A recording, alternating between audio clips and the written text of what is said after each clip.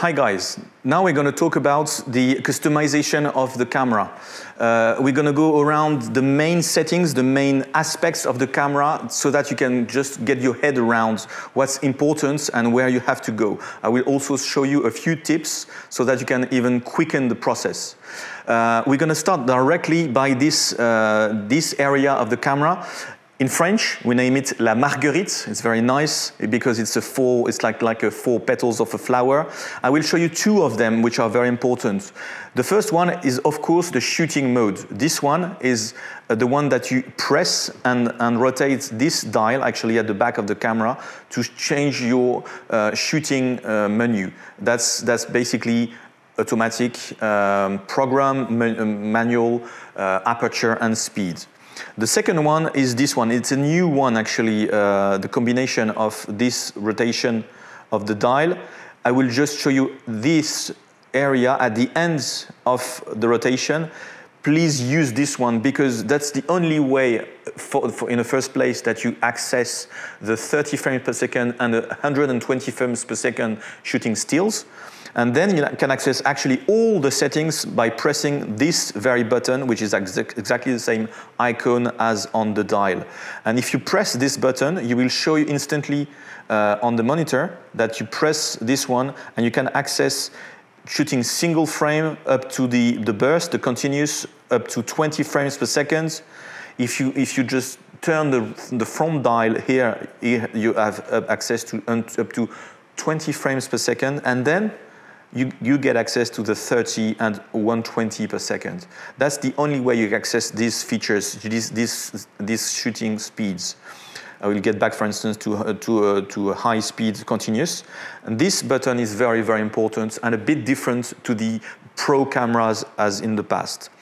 Now, from this area of the camera, I will just show you just the basics of the back of the camera.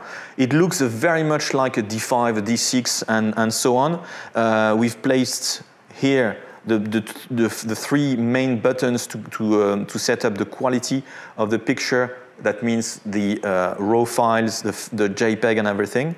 That's very important. And as you know, as you see, there are not the four buttons like on the pro-grade cameras DSLR. This is the reason why we have changed a bit the positioning. It's a fusion between basically some kind of a Z6 and a D6. For the rest of the camera, we're going to see the settings. A very important button as well is the quick access to the AF modes here. If you press the button, which is a bit different position on the D5 and D6, more on the side of the camera. But as you know, the Z9 is different because the flange back is much shorter on the Z9. So you don't have the place for the button here. It has been put here actually. So it's same access, and those who are used to this kind of setting can just press the button, and then you have access to the AF menu. The back dial is AFC, AFS, and manual focus. And the front dial is the settings, actually, of the different menu. So you have a very quick access, and you can even keep the eye inside the viewfinder and change it right away. So basically, if you just have a look at the camera, it looks very much like a DSLR in itself. There is one main button to just remember and use all the time. That would be the I menu. The I menu just groups 12 functions as well in stills, 12 functions as well in video.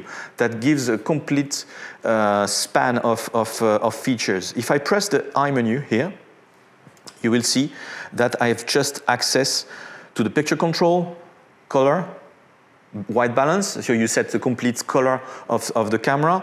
Also the quality, as we have directly below the screen, the monitor at the back of the screen, and then you can put anything you want. Very important as well, the AF modes. If you have your focus right, your quality, and your color, you're already set for most of the activity. Then now you can actually personalize this I menu, and that's what we're going to see now. I'm just going into the menu. As for those who know, it's always in the same place. It's in the custom settings. That's the very purpose of this video, is to customize the camera. So we get in there and we go down to F. control. Very important as well, if you want to customize the eye menu for video, you just get down one slot and it's going to be video and personalizing the eye menu for video. Let's get into the customizing the eye menu for the photos. That's here actually. And then you have access to these 12 boxes, I would say, and you can actually change it to one of them. You just go on one of them. For instance, here, the metering, I can change it to something else. And for instance, I would prefer to have the flash mode or something else. Let's use the flash mode, and instantly you see it appears quickly in this eye menu. Once you've done that, just activate it. And if I go back to the eye menu, as you can see, down on the left here, I have the access to the flash menu. That gives me the opportunity to customize my camera with 12 main features. So that's where you're going to start actually when you customize your camera. You personalize your eye menu. Second layer, I would say, you personalize your button. You know that this camera is a production camera. It's a productive camera. That's why there are so many buttons, actually. It's not for any other reason that this camera has so many buttons. So for instance, if I want to use and personalize a function, I would actually stay in the eye menu and go to this very menu, the custom controls shooting. Here I access the custom controls shooting menu by pressing this button, and then I access all the possibilities I have to customize every single button that is customizable. And if you can see on the left, actually, it's a yellow button, and you can actually see where it is on the camera, whether it's at the front, the back, or even on the lens. On the Z lenses, there are 2 buttons that are customizable. The first is the L function, the first one. On the front of the lens here, you have 4 buttons. This function button is the lens function number 2. And whatever the shooting conditions you have, actually, you will press the button and have the feature. If I go to customize this button, it's very easy as well. I just press again the eye menu, and I'll go down, down, down to lens function 2. And for instance, I could choose any of them, like shooting JPEG, but if I press the button, I shoot RAW, or trigger a remote camera by shooting flash on or off. I'm going to choose here to have just the virtual horizon. A virtual horizon just gives me a display of the exact horizon, and if it's green, it's fine. So if I shoot here, if actually I take the camera, if I frame something here, I will have a menu here when actually I can shoot, and what's easy is if I press the button, I have my horizon that's here. If I want to take it out, I just press the button here, in, on, and off. That's very important and that's very useful. You can choose many, many functions in the menu. If I just go back and show you how it goes, you have a list of functions here. I just flick through them, and you see there are many, many, many functions. Of course, I cannot put myself in every single position of every one, but that's where actually you set your buttons. Another example, for instance, basically already, I think by default, the function button number 2 at the front of the camera here is designed to access the image area. That's a very important aspect as well. You know that Z9 is a 47 megapixel camera. If you want to crop, that means to use only the center of the frame, you will still have 24 megapixel, and you can access it directly by pressing function 2 and then cropping it here. So for instance, you can have a square or FX. And it's very, very quick, very easy to access directly from this function button.